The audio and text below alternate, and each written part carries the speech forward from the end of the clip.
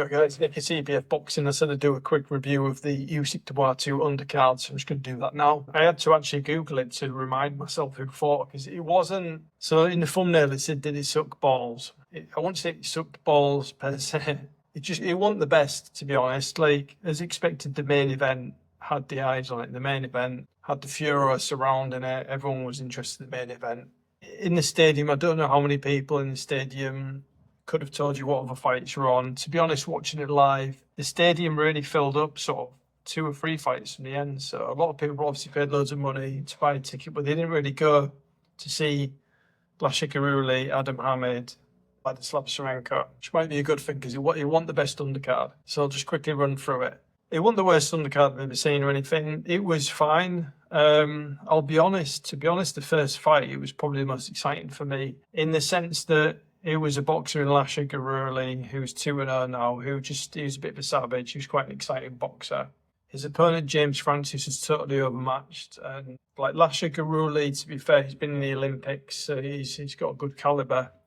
He could have fought someone that was like 7,021-1 or something. Someone that's a total journeyman like Adam Hamid fought. With all due respect, he did. It was someone that had a terrible record. But he fought someone that was like, at that point, I think James Francis was somewhere like 7-1 or something. So a decent record. But Usyk Dubois just destroyed him. James Francis, I think it was 4th and 5th round or something. His corner were like, fuck that. I'm sure you heard his cornerman saying, you're offering nothing. And it sounded brutal, but they were just being totally honest with him. He needed to hear it. He was offering nothing. He got fucking destroyed by Usyk Dubois. So Usyk Dubois improves to 2-0. He looked really interesting. He looked like a bit of a savage. So I'm looking forward to seeing Usyk Dubois again. So in that sense, that was quite exciting to me. It's another boxer to look out for from a lighter weight division, super lightweight.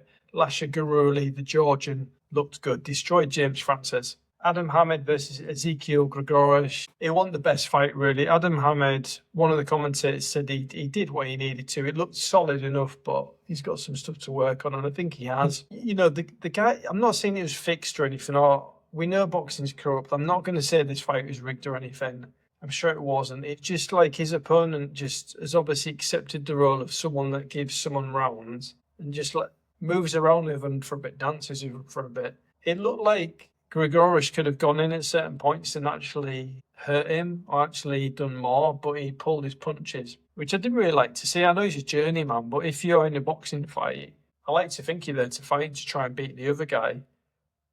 There were a couple of exchanges where I thought this Gregorish guy was like, is he pulling his punches? He probably could have hit him there, like a left hook or something. Is he actually trying?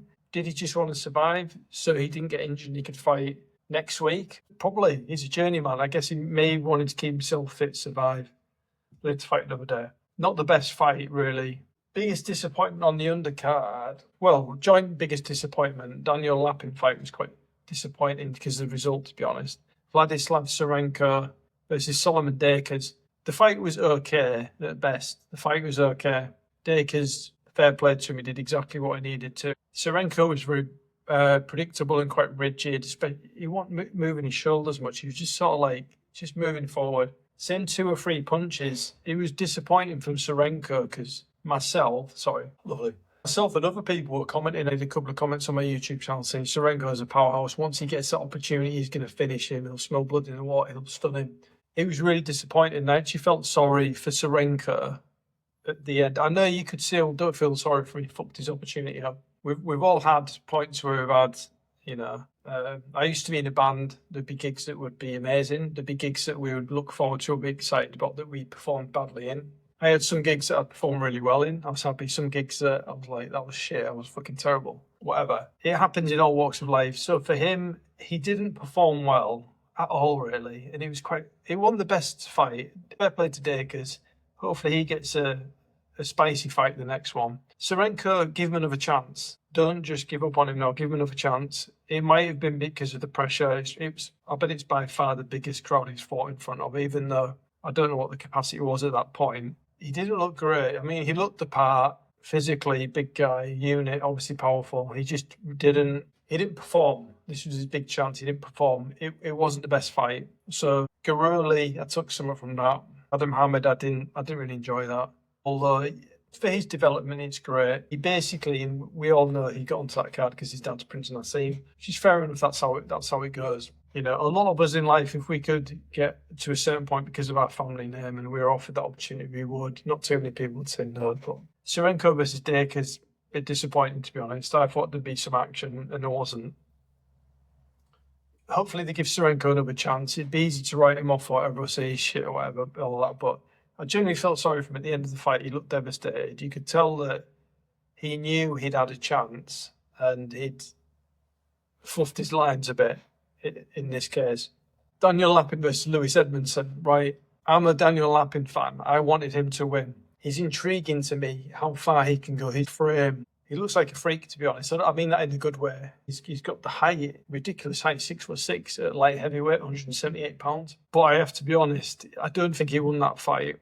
I think Louis Edmondson, I think he won that fight. Lappin was very lucky.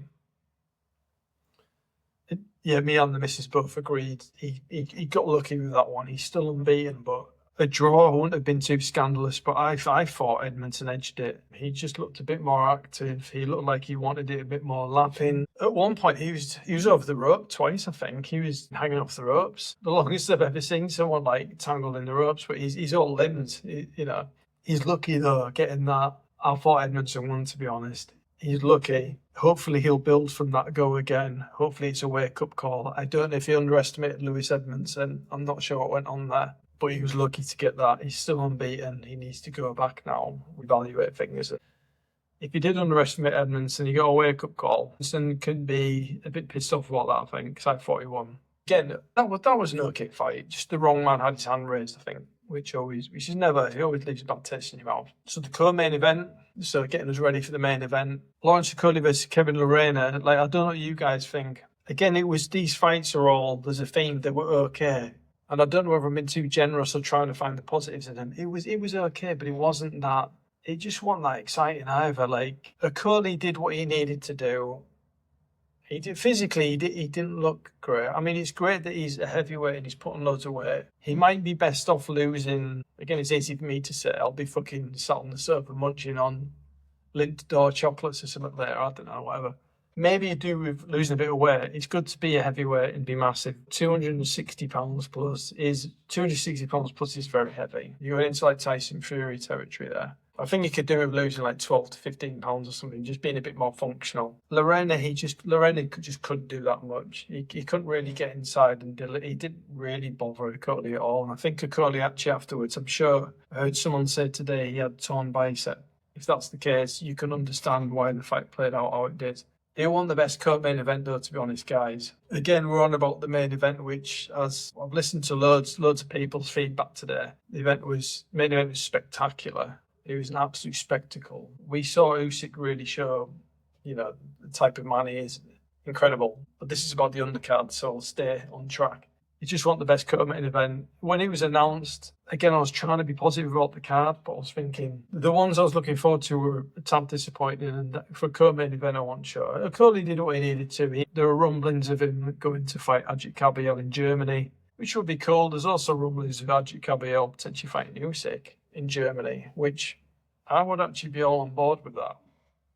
Because Usyk could go and fight Fury, Joshua, whoever, but it'd be cool if he thought about passing the torch now. It'd be cool if someone intervened for a start and said, you're not fighting Fury. He's not going from being retired and on a losing skid to coming back and fighting you. If you're fighting someone, you have to fight someone that's on a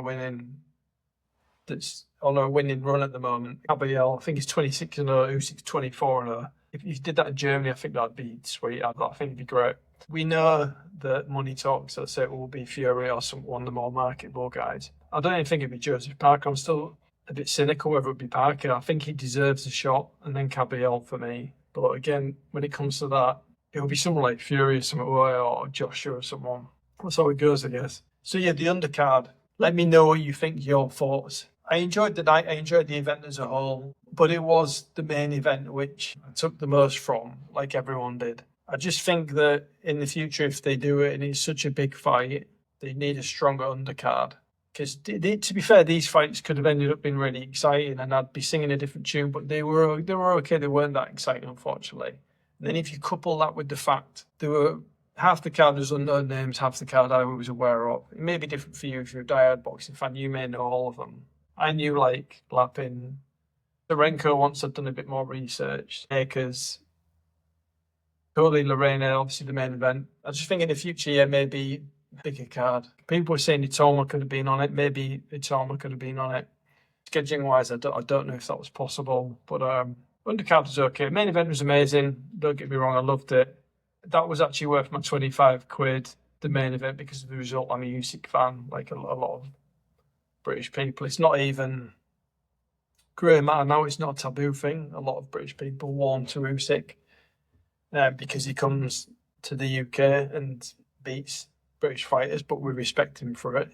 He's very respectful. He's friends with some of them. But next time there's a huge event like that, there's like 90,000 people at Wembley. It could have been just one extra fight after Okoli and Lorraine, just one other big one, not quite as big as the main event, but it needed a bit more. So it was okay. It was okay. The main event was amazing. The undercard was just okay. That's my opinion. If you agree or not, let me know. Like, comment, subscribe, all the usual stuff. Thanks for watching. I'll probably have 2-3 days off of videos now because I'm at work tomorrow. From work, my mate Azam is coming up from Bristol.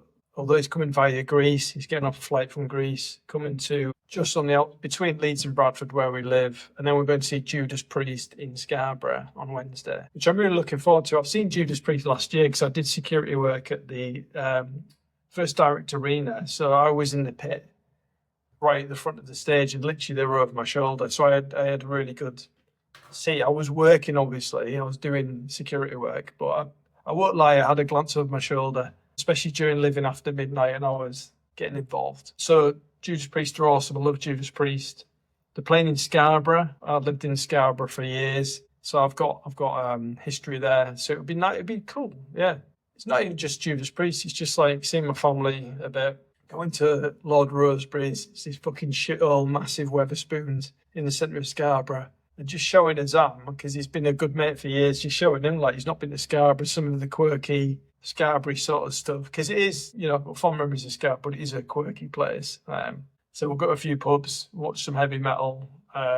So yeah, but I won't be able to do a video. Maybe the odd clip if I can actually fucking log into my Instagram. But yeah, otherwise this will be the last video for a few days. Boxing wise, I've not even seen this on a weekend. I'm going to check that out. Then on the weekend, if there's something on, I'll do reviews or whatever, or just think of something to talk about. I'm sure the wacky world of boxing, something else will come up that I can do a video of, or you know, someone will do something dumb. Or Tyson Fury's good. You can always put your money on him because he's a bit of a gobshite at the moment, coming out with something.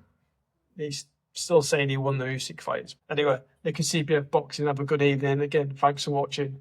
Thanks for commenting. And I really like interacting with people. You know, we love the sport. We love combat sports, boxing, whatever. I like football. Although Hull City possibly heading to League One if they don't sort out financial issues. But yeah, it's fun. Let's have some fun. Don't take yourself too seriously. Nick for CPF Boxing. Peace out.